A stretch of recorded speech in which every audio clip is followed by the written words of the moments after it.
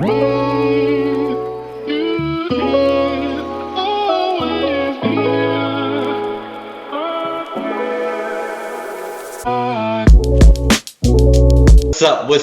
up, people? Welcome to another exciting daily edition of the Black and Gold Hour media podcast, social media, Instagram, whatever you have it. We're here to bring you Saints content on a weekly basis.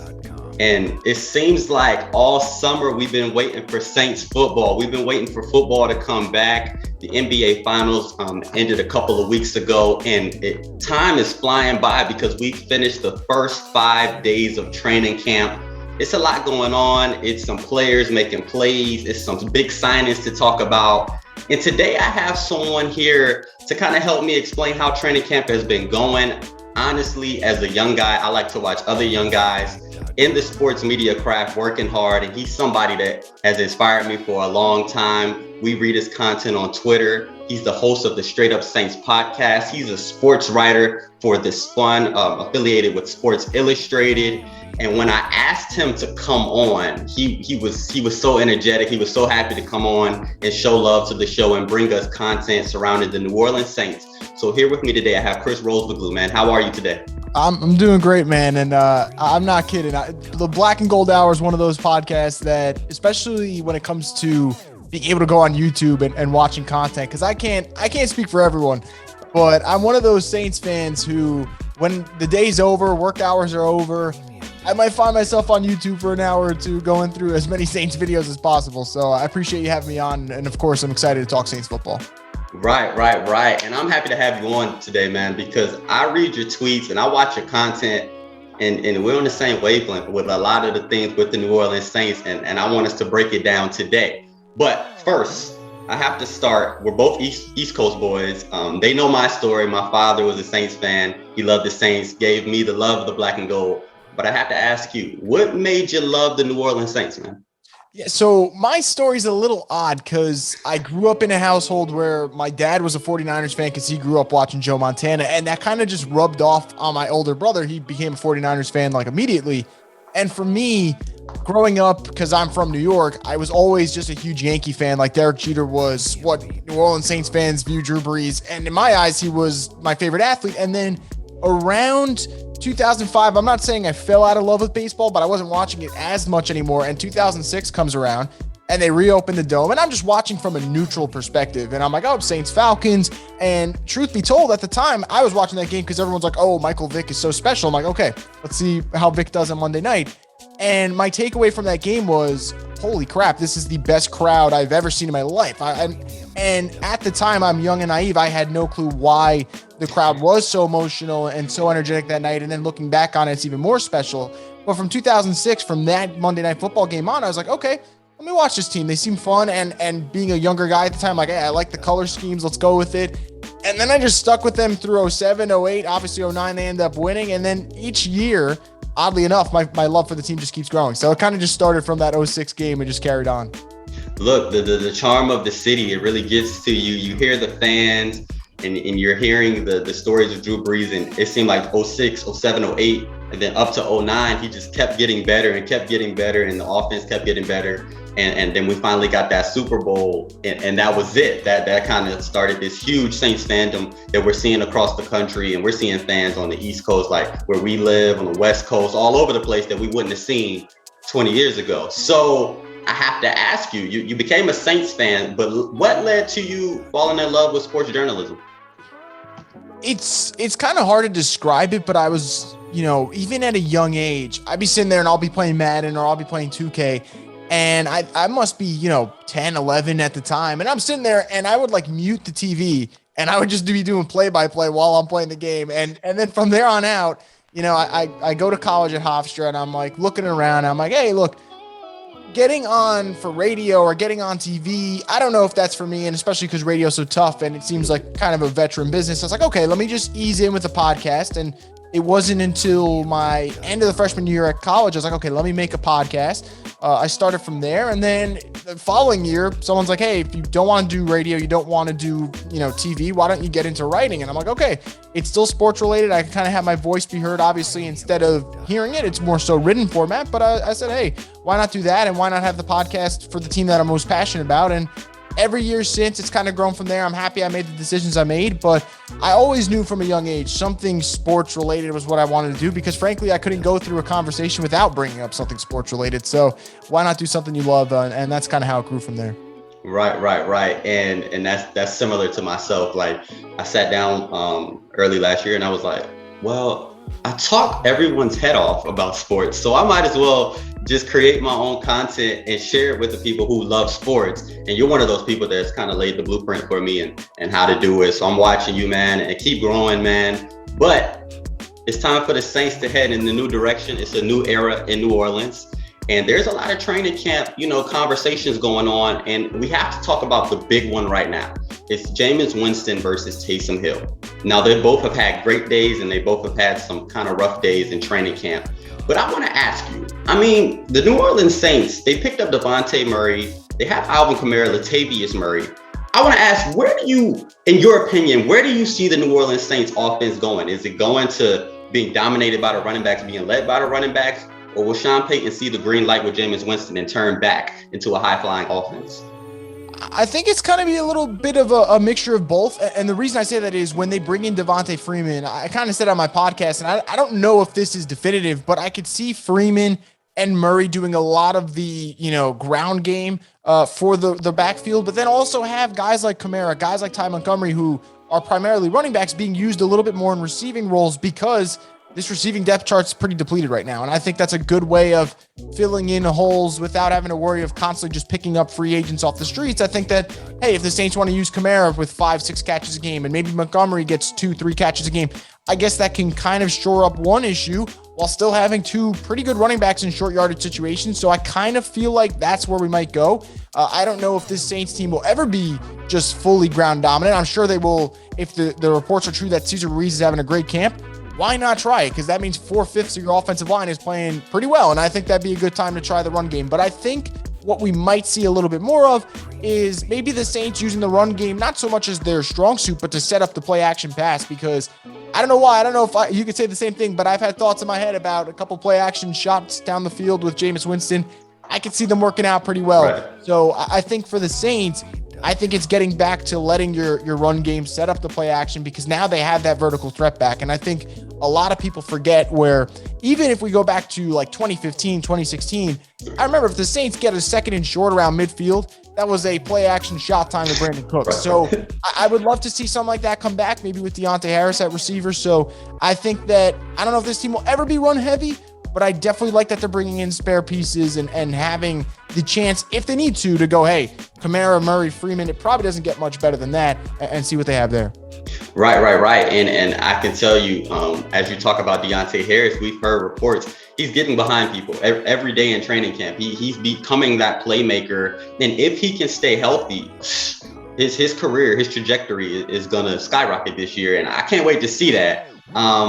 I definitely like, what the Saints have in the running back room. Obviously, Alvin Kamara, Latavius Murray. Now they add Devontae Freeman, man. It's hard not for me. Like, if I was playing on Madden, I'm running the ball every time. Like, I'm throwing it to him in the short, and we're making big yards with the big playmakers.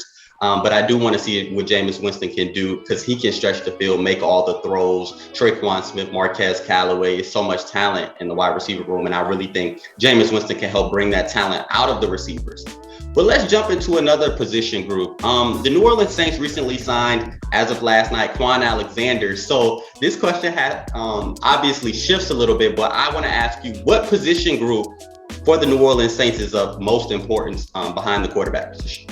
I think it's got to be cornerback, and it's crazy because it's cornerback with an asterisk, because it's outside cornerback. Because if you ask me to talk about the nickel corners they have, I'll probably gush over Brian Poole and CJ Gardner-Johnson. I don't think it gets much better than that for that position and having the slot covered. But outside, across from Marshawn Lattimore, that's where I'm concerned, and I'm sure a lot of Saints fans are, because it seems like you'll get a mix of Paulson and Debo and Patrick Robinson, and who knows, maybe even PJ Williams, although it sounds like they kind of want to keep him in that slot/safety role, which is best for him. So it comes down to, I'm one of those people who believes Lattimore will have a bounce back season. I don't know what you're going to get from the cornerback opposite of him, and that's a little bit scary when you face the Tampa Bay Buccaneers, or you face a team like, let's say, the Dallas Cowboys, who have a lot of receivers, or the Buffalo Bills. So I think that's the concern for me. There's just too much uncertainty at the secondary cornerback spot, and we've kind of been spoiled the last year and a half with Janoris Jenkins. He played so well last year, and I know if the Saints could have a do-over, they'd probably find some type of way to keep him in their cap. So that's what concerns me. The Saints don't have a clear answer on their roster. Doesn't mean they won't get one, but I want to wait and see because, hey, look, maybe by week 6, week 7, who knows? Maybe the light just clicks for Debo and he's like, okay, man, I got this. That's possible. But there's also the flip side that Patrick Robinson's a little injured because that's happened over the last year, and Debo needs time to learn one of the hardest, if not the hardest position in the NFL. So that really is my major concern right now.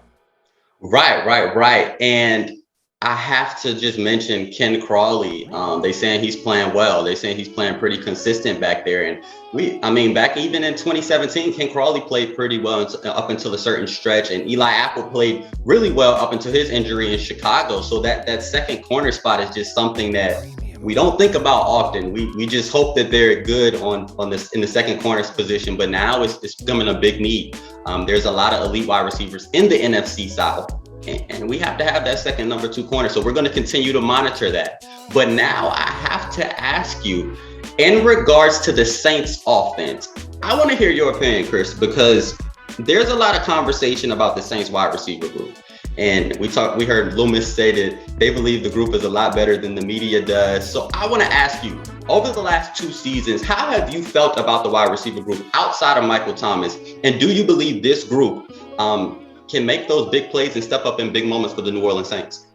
Yeah, I think if we're going last year, I thought last year on paper, there was no concerns because you did bring in Emmanuel Sanders and you thought, okay, there's your number 2. And then everything kind of falls back in place with Traquan at the 3. You know what you got in Deontay. And we were kind of surprised. Callaway ended up being a nice undrafted rookie free agent for the Saints. So last year wasn't really my complaint. 2019, I'm not going to lie, I was a little worried because Michael Thomas was so dominant that you thought someone across from him would really have a breakout year, and it didn't happen, which is crazy. So I think the Saints, I do agree with them in the sense that they see the wide receiver room different from Saints fans. They might think that, hey, Callaway's going to take that next step, and Smith's going to take that next step, and Harris will take that next step, and that's very possible. But what just really confuses me is there's so many really great teams in this league that every year adding wide receivers. You know, heck, the Chiefs and the Buccaneers didn't need wide receivers, but they both drafted one this year. And that's because you're in a passing league. You're in one that wide receivers probably have more value today than they've ever had because the rules have changed and they're just so dominant that they can just take over a game. That I'm just surprised the Saints team that has so much success drafting wide receivers has decided, all right, let's kind of pull it back a little bit. And look, maybe they are right. And Kawan Baker plays really well as a rookie, and Callaway all of a sudden has that year 2 jump. And if that happens, those are all great things. But the problem is you don't really have Michael Thomas right now. And that is what scares me, because if Michael Thomas was healthy, I'm going to be honest, I would go into this season saying, all right, wide receiver room isn't anything special, but I could absolutely live with it because Michael Thomas be your one, and you're just asking one of Harris, Smith, and Callaway to step up. And I'm pretty sure one of them would step up. But now it's like, okay, this guy's got to assume the number 1 role. This one's got to assume the number 2. You're asking a lot out of these pieces. So I've been underwhelmed with the wide receiver group over the last couple of years. I don't hate it as much as some people on Saints Twitter, but I definitely don't love it. And I'm just kind of surprised the team that the worst they can do when drafting a wide receiver most of the time is Traquan Smith, who has turned out to be a solid NFL player. Mm-hmm. Why not just go attack that position when you're so good at it? That's kind of my concern with that team. Right. And there was a lot of wide receivers in this draft. I mean, you had about two or three rounds deep of wide receivers and different talents. So it was like I was waiting, going like wide receiver. And the Saints picked up Kawan Baker, and he might show some promise and might do great things this season. But I just felt like wide receiver would have been more of a role, because although we believe what the wide receiver group can do, we haven't seen it on a consistent basis outside of Michael Thomas. So I'm excited to see what they do this year. And I know a lot of fans are saying, well, maybe with Jameis, due to him having the ability to probably bring out the best in those players, versus Drew Brees, who was later in his career. Things may change in the wide receiver group. So we'll see what happens. But I have to bring up your podcast, the Straight Up Saints podcast. In your latest episode, you talked about some training camp stars, some people that we need to that are flourishing right now and that can add valuable contributions to the Saints. And I want to ask you, who are those players? Who should Saints fans be looking out for? Yeah, I mean, one of them you just mentioned before, Deontay Harris, and it kind of seems like we're doing this every camp now, but it's the truth. He continues to get better, and he keeps taking the steps that you want a player who played Division II football and just first year becomes an all-pro returner, and second year he had a couple of injuries, but the good thing about his second year was you saw flashes like the Chicago Bears playoff game where he was making plays not as a returner, as a receiver, and that really changes things. So Deontay Harris is apparently having an outstanding camp, but the issue is he might get suspended and someone's going to need to step up, and that kind of fills the role for Jalen McCleskey, who's also a really quick guy. I mean, he was telling the media yesterday that he could run a 4.28 40, and if that's the case, then the Saints are going to have to find a way to keep him on the roster, whether it's special teams or just, like we mentioned before, just deep shots down the field. So McCleskey's someone who's definitely impressing in camp. And then on the other side of the ball, it's two guys that I have really high hopes for. One of them is Carl Granderson, who has been, I would say, dubbed a breakout player for Saints fans for the last couple of months, and rightfully so. He is a player who last year in situational passing downs, he got after the quarterback. So I think we'll see that again, and I'm excited to see what Carl Granderson can do in that regard. And the last one that I mentioned on my podcast was Pete Werner, and I remember when Pete Werner got drafted, a lot of people were upset because it wasn't Jabril Cox, or it wasn't the speed linebacker that we want. Because remember, Saints fans loved the couple of games that they had Quan Alexander, and they were hoping they can get a similar style player. Well, now you got Pete Werner, and you still got Quan Alexander, so we'll see what happens there. But Werner's a player who, Nick Underhill said he was keeping up with Alvin Kamara in the passing game, and if that's true, it doesn't get much harder than covering Alvin Kamara when it goes to running backs. So I really am excited to see what Pete Werner could do in his first year. Right. And Pete Werner, when he was drafted, the first thing that I noticed, he was fundamental. He was a very smart player. And then translation, fast forward, I mean, Sean Payton yesterday, he talks about Pete Werner. He says he's a smart player. He's figuring it out. And Pete Werner talked about how he's just stacking his days on top of each other, just learning every single day. And it's very important to have a smart football player. You can have the most athletic football player, but usually the smart players tend to, come out on top more often. Okay. So let's jump to the overall picture of the New Orleans Saints.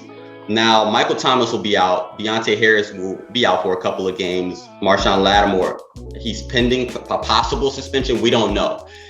I want to ask you, Chris, where do the Saints stand in the NFC South? Is it time to panic for Saints fans? It seems like earlier last week, fans were panicking. It just seems like, the hope for this season isn't really there. So I want to ask you, where do you believe the New Orleans Saints stand in the NFC South?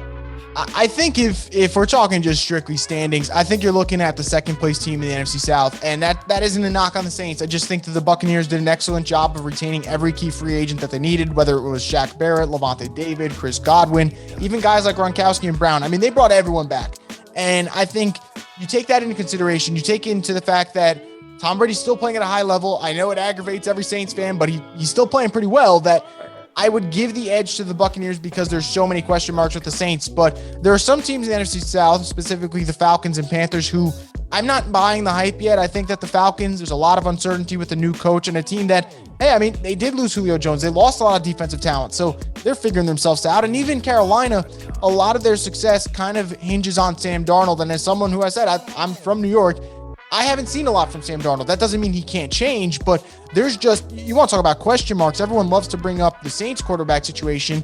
Sam Darnold's in the same boat as Jameis Winston, if not worse, because at least I've seen some positive from Jameis. I really haven't seen much from Sam Darnold. So I think that the Saints really right now are looking at second place in the NFC South. But the reason I say that's not a bad thing is, depending on how the Saints hold down the fort in Michael Thomas and David Onyemata's absence, I think that will kind of dictate whether or not they could be a playoff team. Because if you told me that Michael Thomas and Onyemata were good for the whole season, I would probably look at you and say, all right, 10-7. If things go right, 11-6, 12-5, like you never know, because there's that factor that Sean Payton brings where we saw the last couple of years when Drew Brees was injured.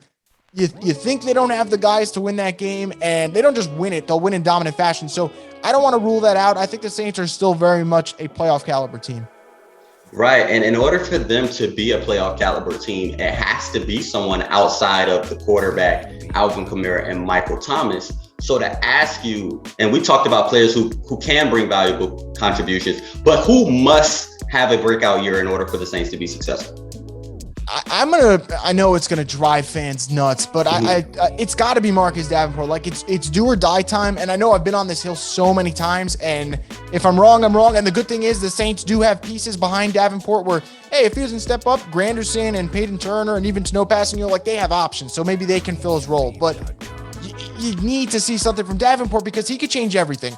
I wanted to say Marcus Williams, but I thought Marcus Williams was so good last year that how much better can he get? I mean, if he could get better, that's scary. So I didn't want to go with him. I know Lattimore, he's kind of been my guy the last couple of days, but he's so good that breakout player, I don't know if that's fair. So Davenport, if you give the Saints a secondary pass rusher opposite of Cam Jordan and take a lot of pressure off because, hey, you did lose Trey Hendrickson, I think that changes a lot of things because the Saints defensive line, I don't know if this is more so the minority opinion here, but I love the depth that they have. I actually think their defensive line has a lot of pieces that they can move around. So I'm looking at Davenport. I'm looking to see if he can make an impact.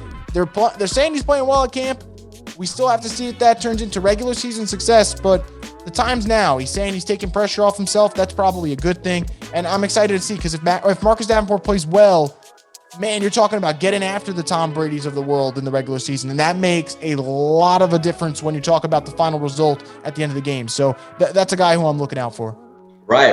And when you think about the New Orleans Saints defense, I don't know about you, but in the last about 2 seasons, usually we're talking about the Saints offense. That was my favorite side of the ball, the defense. I mean, the defensive line was my favorite position group and probably the most consistent group amongst the whole team. So if Marcus Davenport can have the season that we need him to have, especially with questions on the number 2 cornerback position, if you can have a defensive line that can get to the quarterback, only good things can happen. So we'll see. We'll continue to monitor training camp. But Chris, I got to ask you, man, Drew Brees has retired. You've been a Saints fan for a long time. I got to ask you, what's one of your favorite Drew Brees moments here in New Orleans?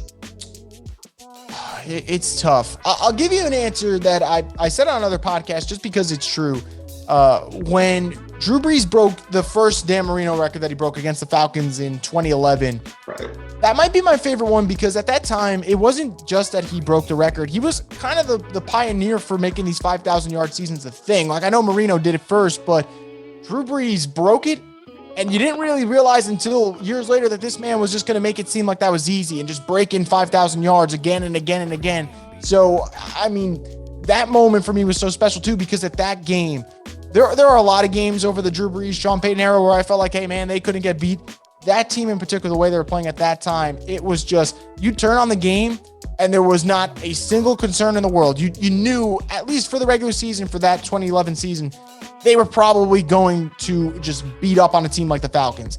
And that was just so fun to watch. And I remember Mike Tirico with the call saying Drew Brees and rare air. And I don't know why, I just loved that saying. And it's a moment that I'll never forget. There are so many other ones, whether it is the spin against the Falcons that he had or the record breaker against the Washington football team. I mean, there's so many. But the Falcons one, for some reason, I just always go back to that one. I really loved it. The crowd embraced him on that night, and it felt like it was the start of what was about to be just an onslaught of record-breaking performances from Drew Brees. So I'm going to go with that one. Yeah, man. And it's crazy you say that because, literally, I think on my 2 podcasts ago, I was talking about how that game, for some reason, it was just the way that he, when he got the record, Darren Sproles ran into the end zone and he looked up at the fans. It just felt like we all had won that record. It felt like it was our record. And Drew Brees always made fans feel that way. And that team, honestly, man, that's probably one of my favorite Saints teams. I know we talk about the no call, but that team, that loss to the 49ers hurt me the most as a Saints fan in my entire childhood. I remember turning off the TV, and I remember it was during Tebow Mania. I said, I don't even want to see Tebow. I don't even want to see it anymore. I can't watch football for the rest of the year. That game, that was a tough game. And even the no call, and over the last 4 years, we feel like this team is so close and we want to see this team continue to be a contender in the NFC, and we're hoping to see that, and we're hoping to see the team develop as we, go through training camp and get into the regular season. But before we close, Chris, I gotta ask you, talk about your podcast, Straight Up Saints, and what fans can expect in case they haven't heard of it.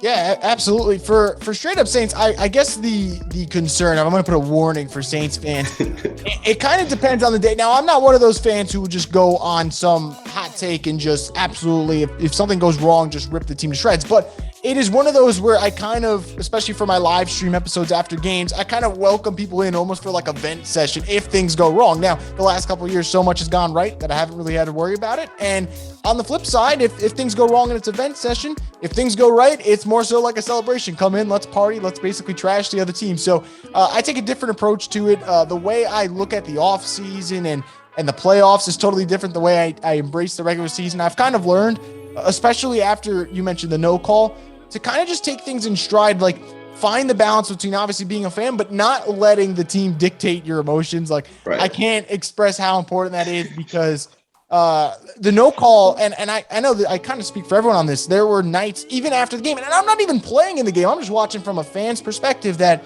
you lose sleep over because you really think that was the team and they literally got it taken away from them. So I try to find that balance, but during the regular season, I'm definitely a little bit more lighthearted. I'll crack some jokes. People who already listen to the podcast know I am a Marvel geek. So if there's a Marvel reference I can just throw in my podcast that somehow relates to Saints, I'll try and make it work. But yeah, it's just one of those podcasts where I try to find the border of not being too serious, but also knowing to try and give Saints some informative news. So that's kind of the blend I try to hit on. Right.